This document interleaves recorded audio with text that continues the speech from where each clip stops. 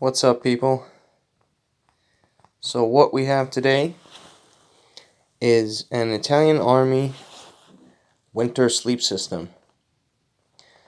Now, I am unsure as to when this was issued, but I am guesstimating anywhere from the early 2000s to somewhat recently. You know, uh, I don't know, give or take more or less 10 years. I don't know, to be perfectly honest, but it's fairly recent.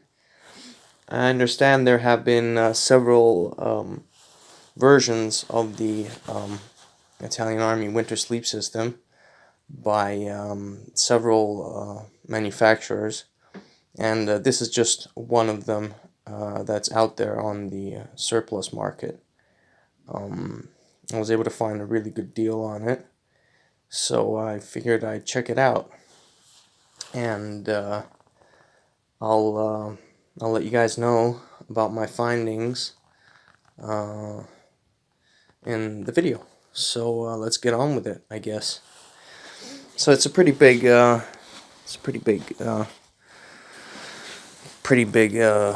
winter sleep system, I'd say.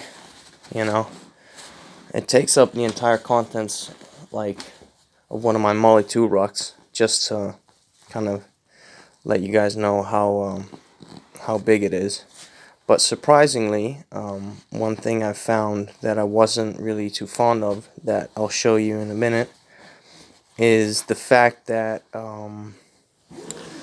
the bags aren't lofty enough, in my opinion. Now, first of all, let's get a look at the tag.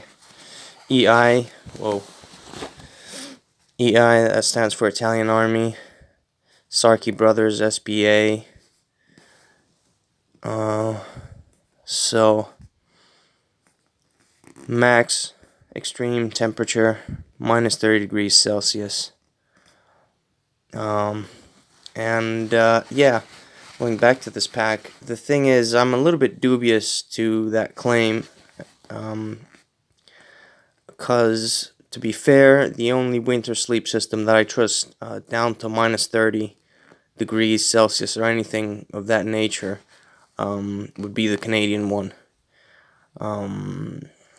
But yeah, I honestly, I haven't tried this sleep system out, but I'll show you why in a minute, why I'm not a particular fan, for several reasons. One of them being is that I'm definitely dubious about the claim about this being able to go down to minus 30 without you dying of frostbite out there. Let me just take it out quickly. Stuff sack is nothing special. It's actually pretty flimsy material. Not a big fan of it. Webbing seems okay, you know. But yeah, the stuff sack could easily rip. I see this getting ripped if I'm using this around camp. So let me just take this out. So what we have is two bags. Let's see if I can locate them right. So here's the inner bag, and this is the outer bag. Now, one thing that I found that I'm not a big fan of, first of all, in my opinion, the bags, especially the outer bag, feels pretty thin. It's just not lofty enough. It's just really not lofty enough. And, you know, that's cause for concern. And the inner bag, I like the inner bag. You know, it seems to be a lot thicker, at least twice as thick. But the main drawback to this bag that I found right away, and why I don't particularly like this system, is that the inner bag does not feature a zipper, a side zipper. So what can I say? I'm just a little bit bummed out, to be honest, because I mean, the outer bag features a zipper, so why wouldn't you have a zipper on the inner bag? Why would you have to wiggle your way in and, you know, twist and turn and just to get inside and then zip up on the other bag? It makes no sense. So yeah, that's I think the main drawback to this whole system. And so yeah, I mean, one bag feels really way too thin.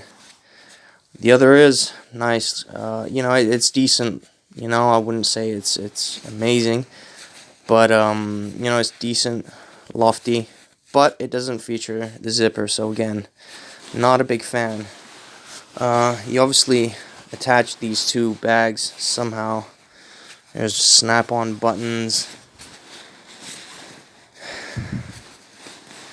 and obviously the outer bag features this kind of you know, hood with it.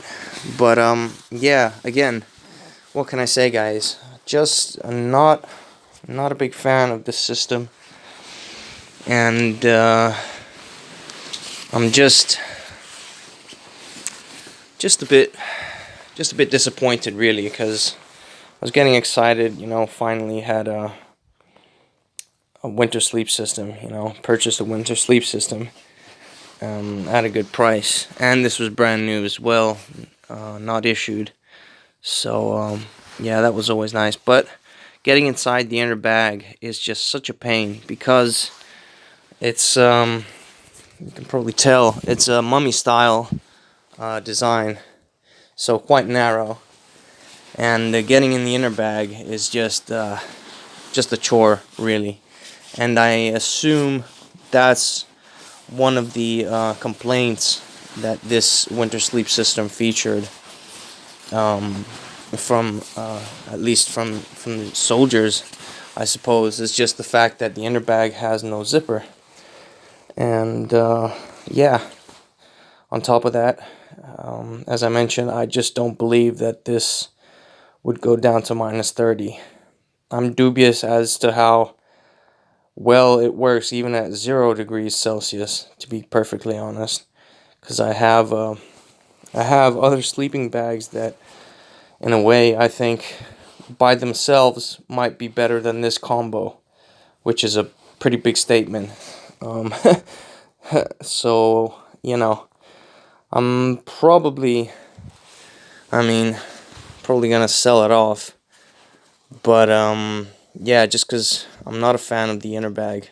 You know, one con is no zipper here.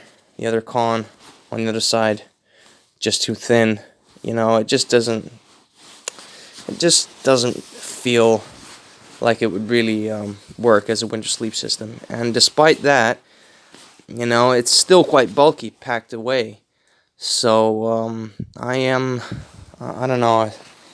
I'm gonna say it's not really gonna be of any use to me. So yeah, at least, you know, I gave you a look around and showed you this piece of gear. Hopefully you found it interesting. And what can I say? Yeah, I always like to check out surplus gear, and sometimes you find good deals, and in the end, you know, you just kind of have to be lucky. Sometimes you find some surplus gold, and sometimes, well, I wouldn't really call this total junk, but you know, it's just not up to my standards, and it's just not functional enough for my needs. So I'm afraid I'm gonna have to put this up for sale again, and yeah, that's that, really. So what can I say, guys? I hope you enjoyed this this little video on this piece of gear out there. Hope you learned something new, and yeah, thanks for watching, as always, and I'll see you on the next one.